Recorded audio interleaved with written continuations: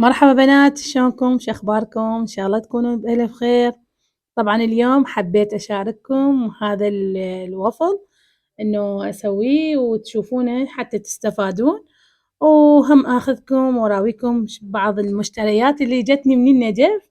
حبيت هم اشارككم بيها. طبعا هنا عندي كوبين طحين، وخليت ظرف بيكنج باودر وظرف فانيلا.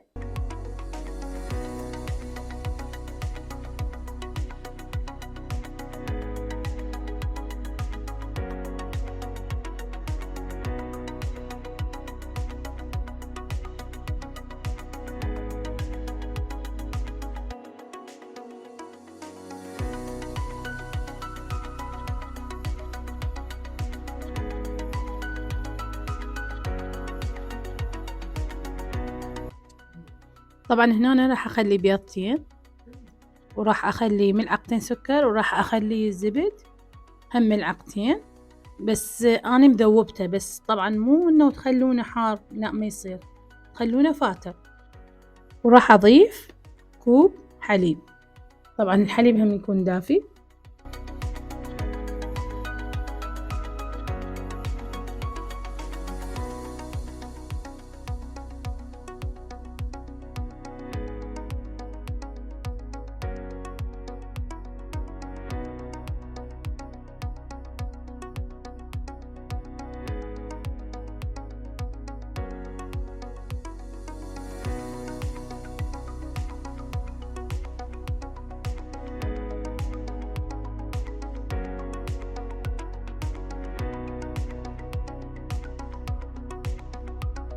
طبعا بنات اذا حسيتوا يعني الخليط مالتكم انه يكون ثخين، حطوا له، زيدوا له، مثلا زيدوا له زبدة، زيدوا له شوية حليب، شوية، ما أقول لكم هو يزيدوا له. هنا أنا بلشت ضفت له شوية، زادت عندي زبدة خليت فوقها. يعني عادي شوية نزغلط بالموضوع. فخليت له شوية حليب وشوية زبدة، زادت عندي تقريبا خاشوقة أو ملعقة زبدة اللي ذابت اللي ذوبتها. شنو اللي ذابت؟ اللي ذوبتها خليتها فوقها. هنا مثل ما شايفين كمل الخليط، وهذا قوامه صار عندي.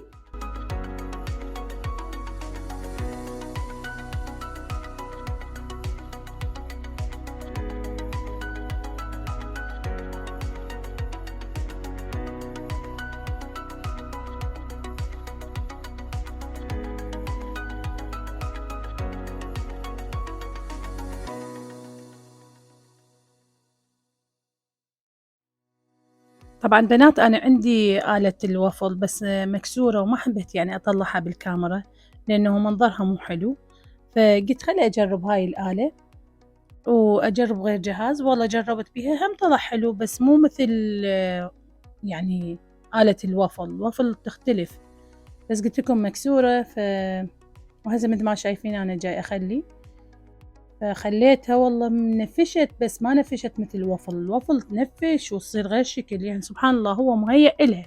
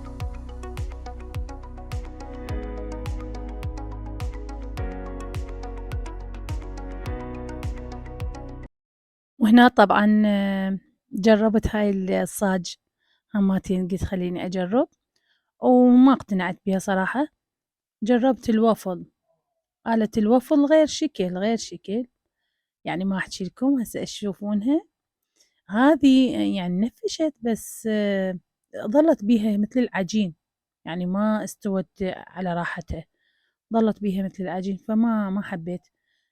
طبعًا المحاولات مستمرة، ونقول بسم الله ونكمّل.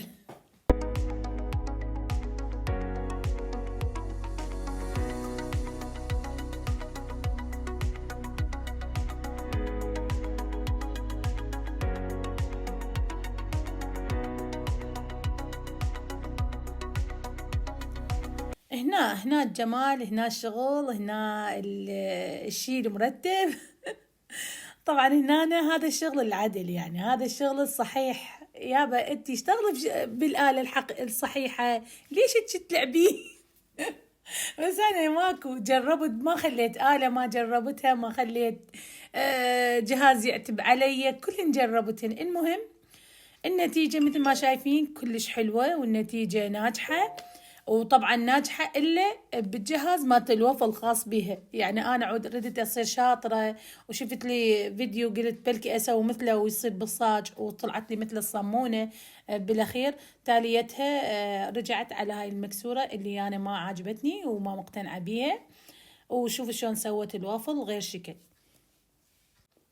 طبعا هنا أنا خليت صوص الشوكولا عليه عندي قالب مال الشوكولا ذوبته حطيت عليه حليب وذوبته وخليته فوقه وصارت كلش طيبة وأتمنى يعجبكم.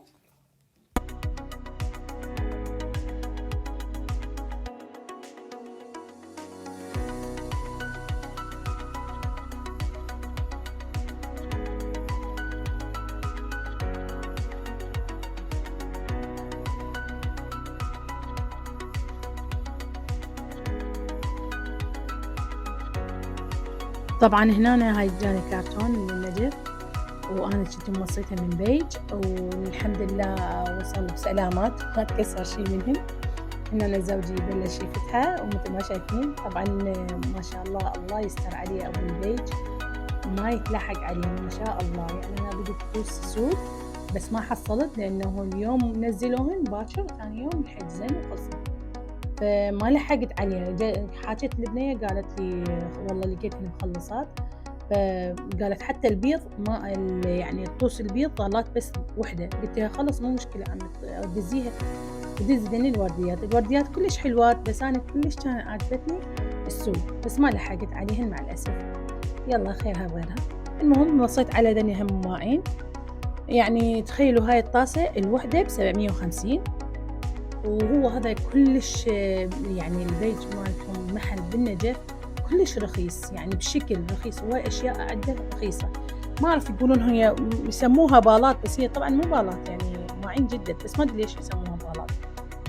المهم اختاريت ذني ومثل ما شايفين لأن هنا طقوسهن مو كلش كبار بس كلش حلوات شايفين البرتقالية هم وصيت عليها قالت لي خلصت فشو اسوي قلت لها اعطيني بس هاي لأنه نفسي بيها فدزت لي اياها هاي ب500 الطاسة تخيل وهاي الوحدة ب500 طبعا احنا عندنا هنا هواي اشياء ما تجي الطاسة مستحيل انه مثل هاي النوعية تجي الطاسة مثلا ب750 لو تجي 1000 ونص هيك شي يعني كلش غاليات وهذا المؤتمن نار كلش غالي فما اشتريت من عنده شغلات حلوة بس غالي يعني الماعون مثلا ب3000 ب4000 إذا شوية يكبر يصير 5000 ما متوازية اشتريهن. المهم فهذا عجبني قلت خليني أشوفه وأشتري من عنده هذا هم اللماعين كلش حلوات لأنه أنا كنت حاجزة بالليل هي حجز ثبتت لي قالت لي بس من راحت للمحل لقيتهن خلصانات قلت لها خلص اعطيني ذني الماعين ما توقعتهن هيك الماعين اجاني صدمة صراحة يعني بيهن الألوان وما أعرف شنو ما حبيتهن ذني الماعين كلش ما حبيتهن لأنه بيهن ما أدري شنو ف شو تسوي الحمد لله والشكر. هنا طبعا هذا الكرتون أنا جت موصي بيت أخويا فهم اشتروا لي من هذا البيج لأن هو قريب عليهم هذا المحل فقلت لهم مثلا كل ما ينزل شيء قلت لهم جيبوا لي هاي الشغلة جيبوا لي هاي الشغلة. فوصلني قلت أفتحها أنا وياكم اثنيناتهن سوية، سبحان الله اثنيناتهن وصلن نفس الوقت. فمثل ما شايفين هنا أنا بلشت أفتحه، ما شاء الله سكينتي كلش حادة. طبعا هنا السكينة ما أعرف إيش بيها، مع إنه منشار ما ترضى تفتح اللزاق. المهم هاي مثل ما شايفيها، طبعا أنا ما موصي عليها بس تعجبت إنه داز لي إياها، يمكن بيت أخويا خالي لي إياها. هذني مثل الطوس، لا هن طوس لا هن ماعين، فقلت لهم وصيتهم عليها. طبعا هذا الوساخة صايرة من الكرتون نازلة على الماعين. طبعا هذا مال عسل، مال راشي، مال تحطون بيه دبس، كلش حلو يعني. صوص الشوكولا هماتين كلش حلو بيتحط خلونه. هذا هماتين كلش رخيص، 2 ب1000. وهذا طبعا المج كلش حلوات هواي عجبني، ولهذا أنا وصيت عليهن. وصيت على لونين، لون أصفر ولون، بس ما توقعت إنه بيهن، ما كان مبين إنه بيهن علامة ليبتون. فهذا شوية حسيت أخرب المج يعني بعد علامة الشاي. المهم هو كلش حلو بالواقع، كلش كلش حلو يعني اللي تشوفونه، وهم كبير كلش. وهذه طبعا مال أدوية، وهذه مال الشمعة، تعلقون بيها شمعة. بس هاي النايلونة السوداء أنا ما حبيتها بيها. طبعا هاي هدية هم من مرت أخويا عشتيلها. وهذني أكياس، هذني يغطن شكو شي عندكم إياه تغطونه مثل الكب هي إنه يصيرن، وتغطون بيها مثل عندكم شي بالثلاجة تبون تخلونه أو أشياء برا ضالة تخلونه على الأكل. طبعا هذني أنا هم وصيتن عليها. وهذني المواعين هماتين عجبني، قلت هم أخذ سيت من عندهن. وهذني هماتين حبيتهن كلش حبيتهن، قلت أوصيها من عندهن، هن كبار بس حرامات ما وصيتها أكثر، ما أعرف قلت خلي أخذ بس 2 كافيات. وهذه جنطة يمكن جاي وياهن، ما أعرف هدية يمكن.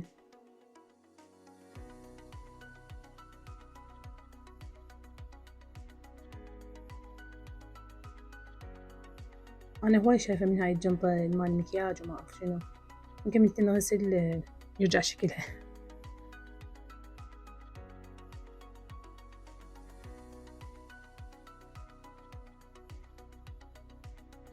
وهذني هماتين، هذا سيت كامل أنا وصيته 12 معهم صيرا.